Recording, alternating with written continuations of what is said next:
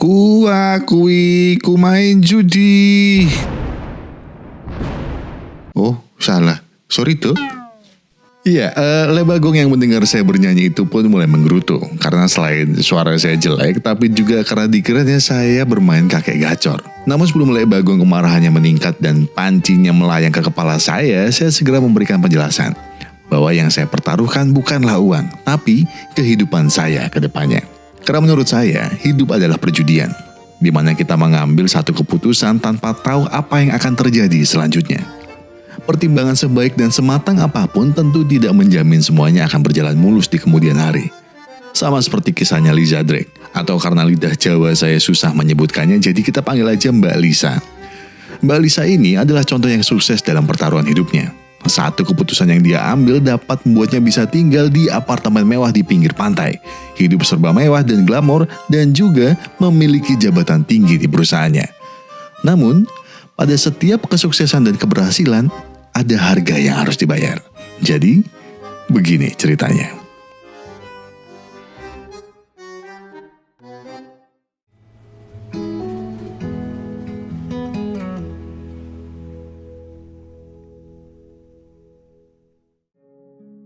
Mbak-mbak cantik dengan setelan blus hijau ini awalnya hanyalah seorang janda miskin lulusan SMA yang pekerjaan awalnya adalah disawer oleh bapak-bapak yang sukanya mencari hiburan di hari yang sudah gelap. Gimana? Oh, kemiskinan Lisa ini tidak hanya berefek pada dirinya sendiri.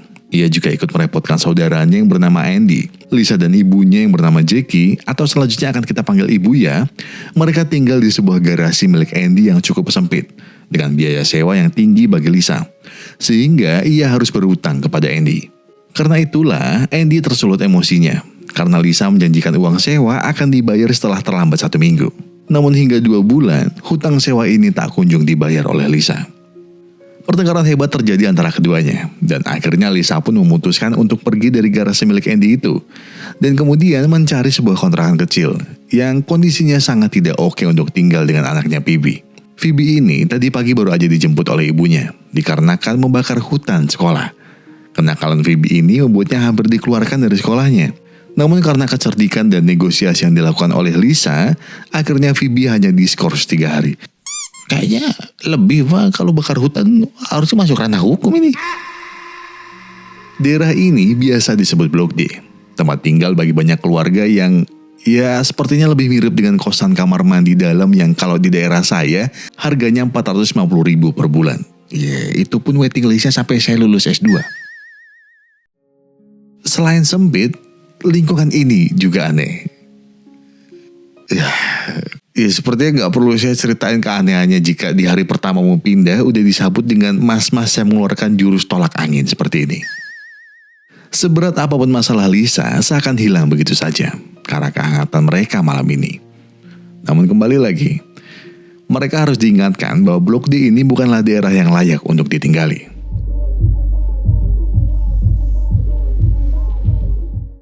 Karena setelah Phoebe tertidur, justru suara mas-mas gondis di luar rumah ini sangat berisik dan bernyanyi-nyanyi layaknya mereka sedang ada di Pesona 3.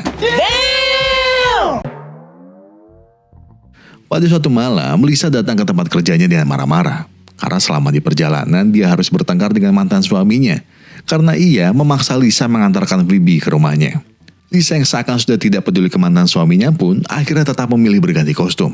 Dan bekerja sebagai pusat kebahagiaan kaum Adam Parubaya yang tidak tahan berada di rumah kalau sinetron tukang bubur naik haji sudah selesai di TV-nya.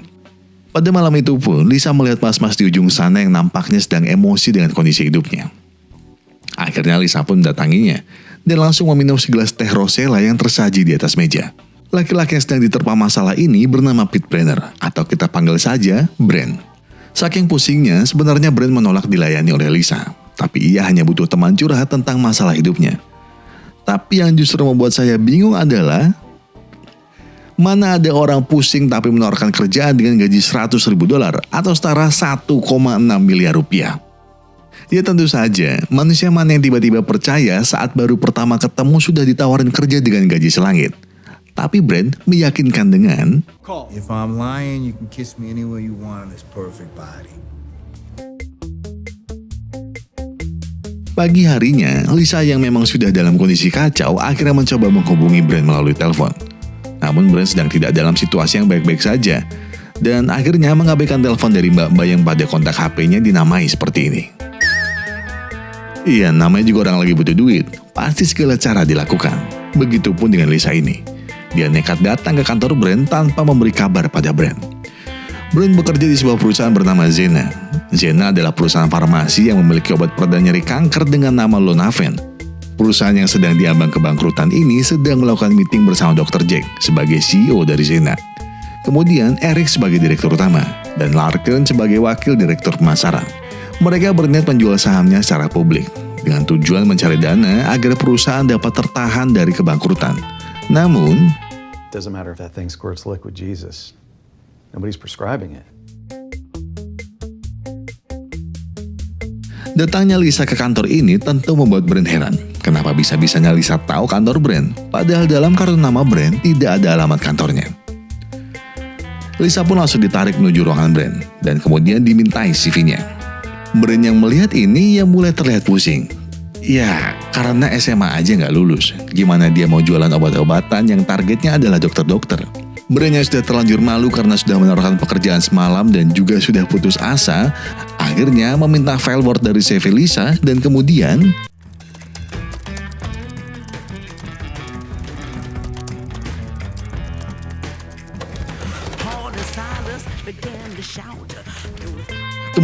dia dibawa ke ruangan meeting tadi untuk bertemu dengan sang CEO.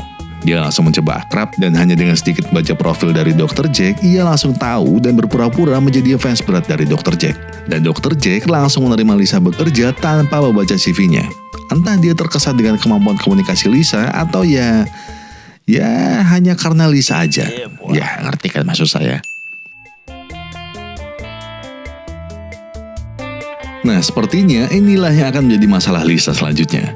Berdagang obat adalah hal yang baru bagi Lisa. Mbak-mbak yang tempo hari pekerjaannya masih disawer oleh bapak-bapak, sekarang ia harus berdagang obat pereda nyeri kanker, yang bahkan ia sama sekali tidak paham apa isi dari obat tersebut. Hari pertama berjualan, ia ditemani oleh Brand, dan juga Phoebe yang sedang diskors dari sekolahnya. Dan target pertamanya adalah manusia $9 juta, yaitu Dr. Nathan Liddell. Kemampuannya menjual resep obat untuk pesaingnya sangatlah mengagumkan. Itulah sebabnya Brand mengajak Lisa ke sini. Lisa langsung menjelaskan bagaimana manfaat dan khasiat dari Lonaven ini. Namun apa yang Dr. Nathan lakukan? Tentu saja tidak memperhatikan dan malah memakan kue remah apel yang dibawa oleh Phoebe waktu tadi di mobil. Sungguh hari pertama yang seru dan menyenangkan, bukan? Belum menyerah begitu saja, Lisa mencoba datang ke dokter lain dan mencoba membawakan kopi untuk dokter tersebut. Namun, apa respon yang dilakukan oleh dokter tersebut? Iya, betul. Ambil kopinya dan tinggalkan yang memberi. Lalu Lisa mencoba kembali menawarkan di sebuah rumah sakit. Yang ternyata Lisa tidak tahu bahwa obat ini sudah masuk ke obat yang dilarang untuk diperdagangkan. Setelah dia mendatangi banyak klinik namun tak menemui hasil, sepertinya Dr. Lanning yang akan menjadi hara. I was wondering, sir, if I could pitch you on this very exciting new drug. He'll be just a moment. Okay. Thank you so much for waiting. Alright. Harap-harap cemas. Itu tadi maksud saya itu. Lisa disuruh menunggu kembali jika ingin bertemu dengan Dr. Lanning. Karena sudah hampir putus asa untuk mencari klinik lain, akhirnya Lisa pun menunggu. Dan Phoebe bermain dengan anak-anak yang sedang dititipkan di klinik tersebut. Dan setelah itu, It's alright. It's alright. She's okay. It's okay. She just needs some space. She's fine. She's fine. Lisa langsung bawanya ke dokter dan mengharapkan Phoebe segera ditangani dengan baik. Namun diagnosa dokter pun menyebutkan bahwa Phoebe ini mengalami penyakit malformasi arteri vena, atau bahasa mudahnya adalah pembuluh darahnya kusut yang kemudian dapat menyebabkan gejala kejang-kejang, layaknya orang yang memiliki penyakit epilepsi. Tapi ada kabar baiknya. Dokter menyampaikan kalau penyakit ini bisa hilang ketika dalam masa pubertas dan hanya perlu istirahat yang cukup dan tidak perlu diperiksa jika tidak ada kejang lagi. Tetapi sebagai ibu yang khawatir akan kondisi anaknya, Lisa pun mencoba menanyakan apa solusi untuk menyembuhkan penyakit ini. Dokter pun memberikan dua pilihan. Opsi satu, membuka tengkorak kepala Phoebe dan mengangkat penyakitnya. Atau opsi kedua, opsi ini adalah yaitu menarik penyakitnya langsung dari hidung. Namun opsi kedua ini tidak ditanggung asuransi. Yang tentu saja opsi kedua ini sangat berat bagi Lisa yang baru bekerja sehari di perusahaan yang akan bangkrut ini. Dalam kondisi yang seperti ini, Lisa tentu mengutamakan kondisi anaknya dengan mencoba mengantarkan Phoebe di rumah mantan suaminya yang memiliki suasana yang lebih tenang. Menangis dan marah tentu menjadi respon alami dari Phoebe, yang memang tidak ingin tinggal bersama dengan ayah serta ibu tirinya itu. Namun Lisa yang tidak memiliki pilihan lain pun akhirnya harus tetap mengambil pilihan ini. Hey, Pete. Hey, I'm looking at the iPad GPS. You want to tell me why you're 30 miles outside of your territory? Memang sepertinya Phoebe dan Lisa ini ditakdirkan bersama-sama. Karena Lisa tidak diperbolehkan pergi keluar wilayahnya. Karena lokasinya terdeteksi oleh brand yang iPad kantornya berada di mobil tersebut. Hal ini memaksa Lisa berputar balik dan kembali bekerja mencari klien untuk kantor barunya. Don't worry, I'm not going to pitch you. I just came to get my Tupperware. Is that all right? Kembalinya Lisa ke klinik tersebut menumbuhkan harapan bagi karirnya. Di sana dia melihat pasien lain, atau akan kita panggil pasien dan busien, yang masih merasa nyeri karena mengkonsumsi obat lain, dan ingin mendapatkan solusi yang lebih cepat. Disitulah Lisa mendesak Dr. Nathan untuk membuatkan pasiennya resep dengan menggunakan Lonaven. Negosiasi antara Lisa dengan Dr. Nathan tidak berjalan mulus. Sang dokter menolak karena menurut keilmuannya obat tidak akan bisa diganti begitu saja. Perdebatan itu pun terdengar oleh busien dan menanyakan apa yang mereka bicarakan. Akhirnya Dr. Nathan mengajak pasien dan busien berdiskusi terkait pengobatan obat ke Lonaven. Di luar ruangan tersebut ada Lisa yang sedang berharap mendapatkan penjualan pertamanya. Karena apapun yang terjadi di ruangan itu dapat menjadi penentu karir dan kehidupannya ke depannya. Di lain tempat, semua karyawan perusahaan Zena berkumpul. Raut muka cemas dan khawatir keluar dari para karyawan. Karena nampaknya sang direktur utama akan menyampaikan kebangkrutannya dan segera menutup kantor ini karena tidak adanya penjualan. Namun, we'll have to start you back at 100 micrograms. First couple of weeks will be rocky. hanya dengan sekali tulisan tangan dari Dr. Nathan Liddell ini berhasil menjadi titik balik dari karir Lisa dan juga kantornya. Lisa yang langsung kembali ke kantor pun langsung menyampaikan kabar bahagia tersebut. Seluruh kantor merasa tidak percaya dengan keberhasilan anak baru ini. Apalagi yang menuliskan resep itu adalah dokter $9 juta. Penjualan dari hari ke hari makin meningkat. Hasil penjualan bersih yang ia dapatkan dalam minggu pertamanya bahkan mencapai $200.000 atau 3 miliar rupiah lebih. Hal ini pun membuat Lisa dan Brand sangat senang. Brand yang sangat terkesan dengan pekerjaan Lisa ini memberikan gelang emas dengan tulisan Rookie of the Year. Perjalanan karir Lisa meningkat dengan waktu yang singkat, dan dia pun akhirnya kembali ke rumah Andy dan juga membawa kado untuk sang ibu. Menurut kalian, kado apa yang akan dibawakan oleh orang yang baru bekerja belum genap sebulan? Voucher listrik 50.000? Atau jilbab pasmina yang dijual Ibu Retno? Tentu aja bukan. Lisa membawakan mobil mewah hitam yang logonya hampir mirip Partai Demokrat ini. Orang tua mana yang tidak kaget ketika anaknya yang bulan lalu masih seperti penerima raskin ini justru sekarang membelikannya kado yang dapat membuat iri ibu-ibu PKK RW 12. Tak hanya ibu yang heran, Andi pun juga heran karena hutang yang waktu itu ia minta sekarang dikembalikan. Bahkan diberikan berkali-kali lipat. Nyo, tak tuku awakmu cocok. Ya kurang lebih begitu perasaannya. Bahkan Phoebe yang tempo hari diskors dari sekolah pun langsung ia pindahkan ke sekolah baru. Bagi orang tua seperti Lisa yang sudah menjadi sultan, tentu saja gengsi kalau Phoebe dimasukkan ke sekolah negeri dengan biaya murah. Ia langsung mendaftarkan Phoebe ke The Lippincott School, sekolah yang bahkan hanya menerima 5 siswa saja setiap tahunnya. Itu demi keeksklusivitasan sekolah tersebut. Dan biaya SPP yang mahal itu pun tidak jadi masalah bagi Lisa. Bahkan Lisa bayar SPP-nya double. Cocok malah didobeli cok. Bahkan kini tempat tinggalnya bukan lagi di sebuah garasi atau kontrakan dengan konser jamet setiap malamnya.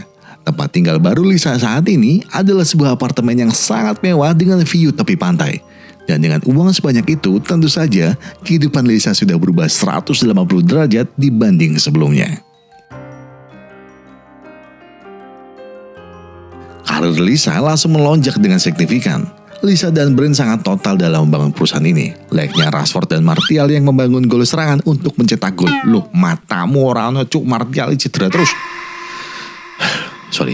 Maksud saya mereka sangat bekerja keras dan melakukan semuanya dengan segala cara agar perusahaan kembali bangkit dan dapat bertahan di industri farmasi ini. Bahkan saat ini Lisa sudah memiliki tim sales untuk membantu peningkatan penjualan Lonaven. Dan pada sebuah meeting tim sales yang dipimpin oleh Lisa ini benar-benar mampu memberikan arah yang tepat ke para sales lain. Dengan semangat yang menyala-nyala, layaknya komentar warga TikTok. Menyala abangku. You own a doctor. You own your territory. You own a doctor. You own your territory. You own a doctor. Own a territory. You own a doctor. Berbekal semangat dan slogan yang selalu Lisa gaungkan, para sales-sales ini benar-benar mampu menguasai penjualan di wilayah mereka dengan berbagai cara. Salah satunya adalah menawarkannya kepada dokter-dokter yang ada di klinik kecil, bahkan dengan sedikit pasien sekalipun. Dikarenakan jabatan tinggi di perusahaan ini, Lisa pun mengajak anggota keluarganya juga menjadi salah satu bagian dari perusahaan. Sepertinya tidak asing. Buyah pun direkrut Lisa menjadi tim sales dari perusahaan ini. Dan beberapa kali juga Buyah ini ditemani oleh Lisa ketika mencoba mendapatkan klien. Dr. Jack dan juga Rick pun terkagum-kagum dan merasa bangga dengan keberhasilan brand dan Lisa yang mampu meningkatkan penjualan Lonaven dan mampu membuat perusahaan kembali survive. Dengan waktu yang singkat, penjualan Lonaven ini mencapai angka $96 juta atau setara dengan hampir 1,4 triliun rupiah. Dan dapat menguasai 86 pasar pada jenis obat yang sama. Dan dengan segala kesuksesan penjualan Lonaven ini, perusahaan Zena berupaya menjual sahamnya kepada publik, atau biasa disebutnya dengan IPO. Secara mengejutkan, angka saham dari perusahaan ini bertumbuh sebanyak 400% hanya dalam tempo 3 hari. Karena sebelumnya, perusahaan ini tidak dikenal sama sekali, dan kemudian menjadi saham nomor 1 di tahun ini. Puncak kesuksesan pun akhirnya tercapai, dan Lisa dipromosikan sebagai wakil direktur pemasaran, dan brand menjadi direktur utama. Kemudian,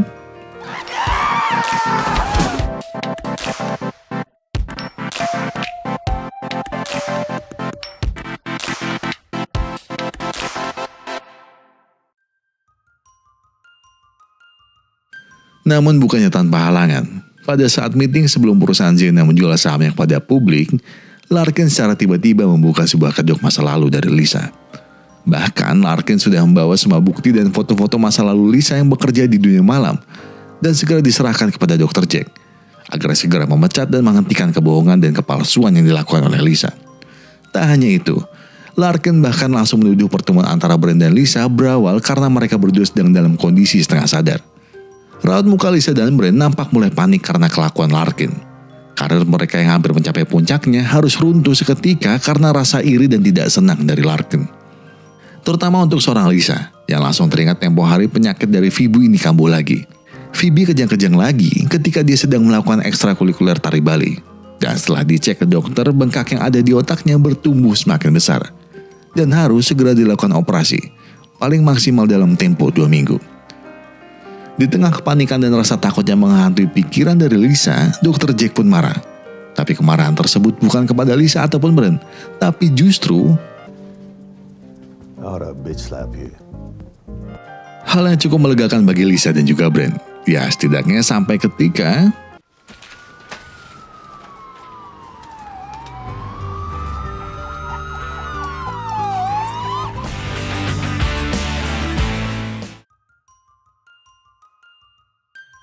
ternyata kesuksesan dari penjualan Lonaven dan semakin ramainya klinik dari Dr. Nathan sudah mulai diperhatikan oleh Intel dan juga media selama ini. Dan momen penangkapan ini pun tepat sekali setelah Bu Xian datang dan tiba-tiba langsung melancarkan bogem mentah ke hidung dari Dr. Nathan. Dikarenakan pasien divonis meninggal karena overdosis Lonaven. Ternyata obat-obatan yang dijual oleh Lisa dan perusahaan Zena ini bukanlah merupakan obat umum dan membutuhkan resep dokter. Dan masalah utamanya adalah Lisa dan Brand sejak awal memperbaiki kondisi perusahaan ini dengan cara menyuap dokter dengan menuliskan jumlah uang yang besar untuk menuliskan Lonaven pada resep untuk pasien mereka. Lisa yang mendengar kabar tersebut pun segera datang ke klinik Dr. Nathan untuk melihat kondisi yang terjadi sebenarnya, yang justru malah dikejar-kejar oleh para pasien yang sudah masuk tahap kecanduan pada Lonaven ini, dan membuatnya harus segera pergi dari klinik tersebut. Dan penangkapan Dr. Nathan tentu saja membuat Lisa dan Brand juga Dr. Jack kebingungan, karena hal tersebut dapat mempengaruhi penjualan Lonaven dan menurunkan hasil perusahaan pada tahun ini. Kasus penangkapan Dr. Nathan tadi pun akhirnya semakin berkembang hingga pemanggilan Lisa dan Brand oleh kepolisian. Dan ketika diinterogasi oleh polisi, Lisa pun menceritakan semuanya dan siap memberikan kesaksiannya kepada polisian. Tapi pihak kepolisian saat ini meragukan kesaksian Lisa. Karena menurut keterangan mereka, tidak ada satu bukti pun kalau Dr. Jack ini terlibat dalam strategi kontra yang dilakukan oleh Lisa, Brent, dan juga tim sales lainnya. Tentu saja tak hanya Lisa yang diinterogasi. Brent dan juga Eric juga masuk daftar kepolisian untuk diinterogasi. Begitu pula Dr. Jack. Namun karena minimnya bukti yang dimiliki untuk menarik Dr. Jack lebih jauh pada kasus ini, Dr. Jack keluar dari list. Jadi, Dr. Jack selama ini tidak menggunakan teknologi seperti email ataupun internet untuk keperluan pekerjaannya, dan masih menggunakan pulpen, kertas, serta HP jadul lipatnya. Disitulah satu pion dari Dr. Jack ternyata sudah digerakkan dari awal, bahkan sebelum polisi mengendus kasus tersebut. Pion-pion yang lain yang dimiliki Dr. Jack saat ini mulai bergerak satu persatu. Eric yang didatangi oleh tim kepolisian langsung memberikan pernyataan kalau Dr. Jack sama sekali tidak terlibat pada kasus tersebut. Kemudian juga Brent yang sudah digedor pintu apartemennya oleh tim kepolisian namun tidak bergeming sedikit pun dan tetap menggendong anaknya. Karena ia tahu kalau dia sudah dijamin oleh Dr. Jack. Pete, I love you like a son. I'm gonna take care of you. You need to trust me.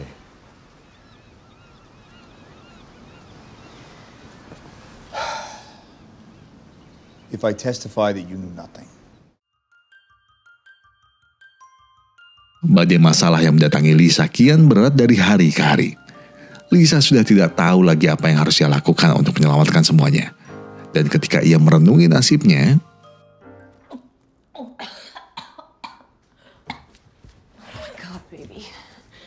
Lisa yang sudah sangat kacau pikirannya pun secara tidak sadar membedak Phoebe untuk tetap mengonsumsi obatnya. Dan membuat Phoebe ikut naik darah karena ia bukan karyawan ibunya yang bisa ibunya suruh-suruh seenaknya sendiri tanpa memikirkan apa yang sebenarnya ia rasakan. Bahkan ketika ibunya datang tak membuat Lisa membaik sedikit pun. Namun ketika ibunya sedikit mengeluh karena komisi kecil pada pekerjaan yang ia terima dari Dr. Jack, Lisa pun melihat sebuah harapan kecil pada kasus yang ia alami sekarang. Ternyata ketika party malam itu, Ibu Yah dan juga Dr. Jack bersenang-senang dan menggelar perhelatan pertandingan tarkam antar RW yang membuatnya sering bertukar pesan melalui email. Dan disitulah bukti keterlibatan antara Dr. Jack dan kasus ini mulai terbuka. Dan Dr. Jack pun akhirnya ditahan di tengah hangatnya air kolam renang di rumah yang ia miliki.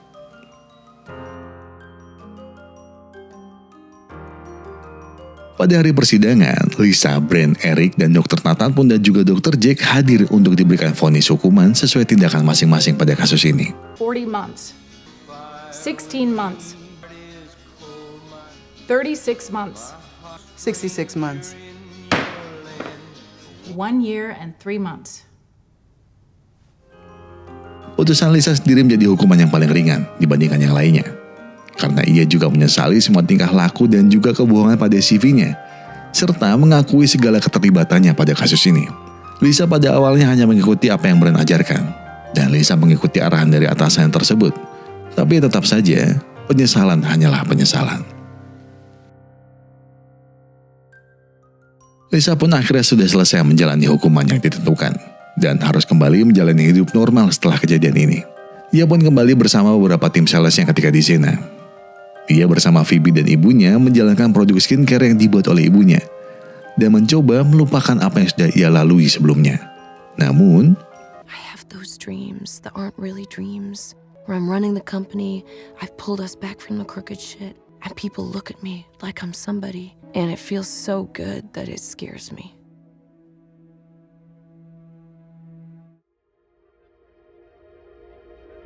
ya, selesai sudah kisah dari penjual obat-obatan pereda nyeri kanker yang justru saat ini mereka nyeri sendiri karena semuanya masuk penjara. Jadi cerita ini based on true story, jadi ya memang kisah nyata yang terjadi di Amerika Serikat. Namun sebelum saya membahas cerita ini, kalian harus lihat pernyataan Mbak Lisa ini, harus. The truth is, I wanted the money. I wanted the respect. And I wanted it so badly, I stopped caring how I got it. Am I sorry? Yes. But I did what I did. Saya ketika nonton adegan ini benar-benar merinding, di mana uang benar-benar bisa menggelapkan mata dari kita semua, sehingga tidak bisa melihat sesuatu yang benar ataupun salah. Segala tindakan yang kita lakukan memang seharusnya dipertimbangkan secara matang dan tidak gegabah, sehingga tidak menimbulkan hal buruk di kemudian hari. Cuma gini, saya nggak membenarkan apa yang Lisa lakukan, tapi saya juga nggak menyalahkan keputusan yang Lisa ambil. Saya cuma pernah berada dalam posisi yang sama seperti Lisa. Saya pernah diberi kesempatan untuk memperbaiki banyak hal dalam hidup saya dengan uang. Tapi harga yang harus saya bayar adalah banyak hal. Kenapa saya bilang banyak hal? Iya, ketika waktu itu saya punya uang dan segalanya, banyak hal-hal kecil yang akhirnya jadi hal yang besar. Maksudnya hal kecil ini masalah kecil. Ya bukan masalah ya, kayak sesimpel saya nggak pernah nelpon orang rumah, saya nggak pernah nanya kabar orang tua saya nggak pernah nanya kabar adik-adik saya nggak pernah tahu bagaimana keadaan pasangan saya sendiri. Kebetulan waktu itu kami sedang LDR. Saya punya uang, tapi kayak apa ya? Kayak semuanya harus uang jadinya. Semuanya harus uang, padahal saya lupa uang itu kan cuma alat tukar aja di situ. Dan bukan jadi tujuan harusnya. Uang itu cuma alat tukar saya untuk mendapatkan apa yang saya inginkan. Tapi justru yang saya kejar waktu itu adalah uang dan uang. Apakah salah? Enggak. Dari uang itu saya bisa ngasih orang rumah. Dari uang itu saya bisa ngebantu adik-adik saya. Dari uang itu saya bisa ngebeli apa yang saya pengen. Dari uang itu saya bisa ngasih pasangan saya biar dia itu senang. Cuma ketika tiba-tiba uang itu hilang, langsung wah gila, harus ngapain? Yang saya lupa bahwa dulu waktu saya berangkat, sebelum saya mendapatkan kesempatan itu, saya juga gak punya uang. Apakah saya survive? Saya survive. Itu dia. Ya, ceritanya panjang dan ceritanya lebar. Saya pengen cerita panjang lebar, cuma intinya sih begini. Jangan pernah jadikan uang sebagai tujuan, tapi gunakanlah uang sebagai alat untuk menuju tujuan. Kurang lebihnya segitu. Dan saya baru mengerti konsep itu dewasa ini, bahkan setelah rungkat, setelah rungkat berkali-kali saya baru ngerti, oh iya, duit ini cuma alat tukar aja. Sedangkan mimpi saya tetap harusnya seperti itu, bukan uang yang jadi tujuan saya. Saya harus sadar saya butuh makan, saya harus sadar saya butuh uang untuk beberapa hal, cuma nggak jadi pikiran berat lagi soal uang. Dan setelah pikiran itu saya ganti mindsetnya, yang saya sadari pertama adalah saya lebih lega, saya lebih bijak dalam menggunakan uang, dan saya nggak takut lagi menggunakan uang. Mungkin masih dalam skala kecil ya, saya belum tahu. Kayak skala besarnya saya belum ngurusin finansial yang ribet banget, enggak. Tapi seenggaknya hal kecil kayak ketakutan saya menggunakan uang atau takut uang itu habis, itu hilang. Dan buat saya itu hal yang besar banget. Dan oke, sudah banyak ngomong, sudah di kartu kuning oleh Widodo. Oke, jadi saya Gogon dan segenap tim Pustrang Epic Glory mengucapkan terima kasih buat kalian yang sudah menonton video ini sampai habis. Terima kasih buat yang sudah like, terima kasih juga buat yang sudah subscribe, dan terima kasih juga buat yang sudah memencet tombol thanks-nya di situ. Nggak jadi masalah, kita nggak pernah mempermasalahkan nominalnya. Justru kalian melakukan tombol thanks berarti ada hal yang berhasil kami beri ke kalian. Itu udah membuat kami senang. Ya, cuma nggak ada masalah dipencet agak banyak. Enggak bercanda. Pokoknya terima kasih. Dan saya tutup video ini dengan, kalau kalian lagi ada masalah, kalau kalian lagi ada problem, kalau kalian lagi banyak banget yang dipikirin, ambil waktu buat diri kalian dulu.